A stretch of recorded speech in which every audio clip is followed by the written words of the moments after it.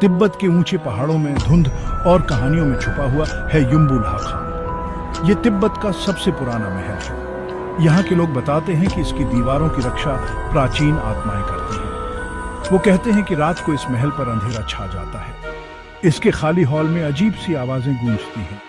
सूरज ढलने के बाद कोई भी यहाँ रुकने की हिम्मत नहीं करता।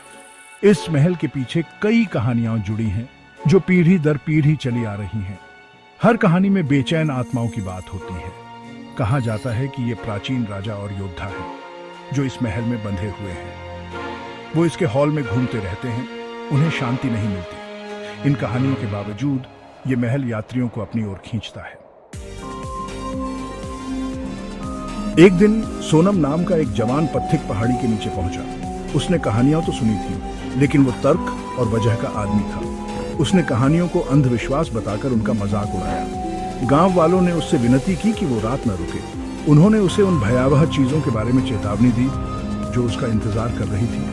उनकी विनती उसके कानों तक नहीं पहुंची। सोनम ने आत्मविश्वास और दृढ़ता से भरकर महल में रात बिताने का फैसला किया। वो साबित करना चाहता था कि कहानियां और कुछ नहीं बल्कि मनगढ़ंत बातें हैं। जैसे ही सूरज डूबने लगा, उसने मुख्य हॉल में आराम से बैठ गया।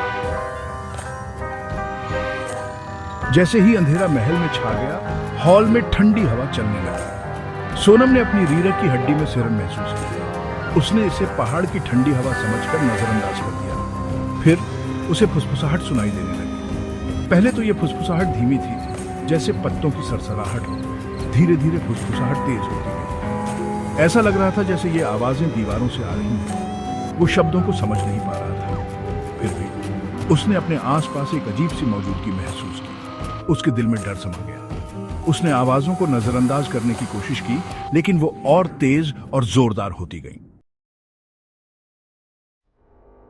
अचानक हॉल के आखिर में एक काला साया आकार लेने लगा।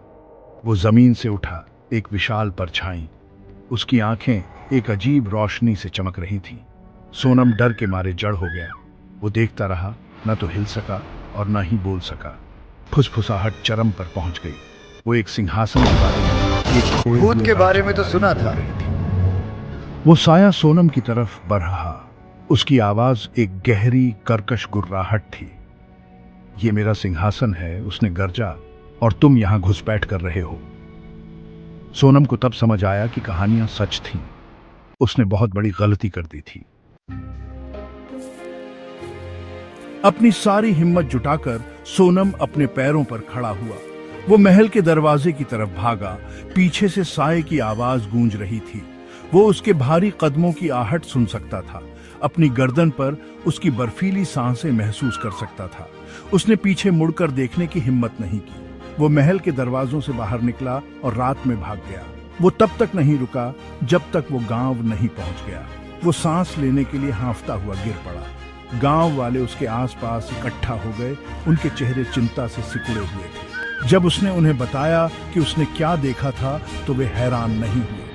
उस दिन के बाद से किसी ने भी युम्बु लाखांग में रात बिताने की हिम्मत नहीं की। सोनम और परछाई की कहानी एक किंवदंती बन गई, जो प्राचीन महल में घूमने वाली आत्माओं की एक भयानक याद दिलाती है। क्या आप में इतनी हिम्मत होगी कि आप उस महल में एक रात बिता सकें, ये जानते हुए कि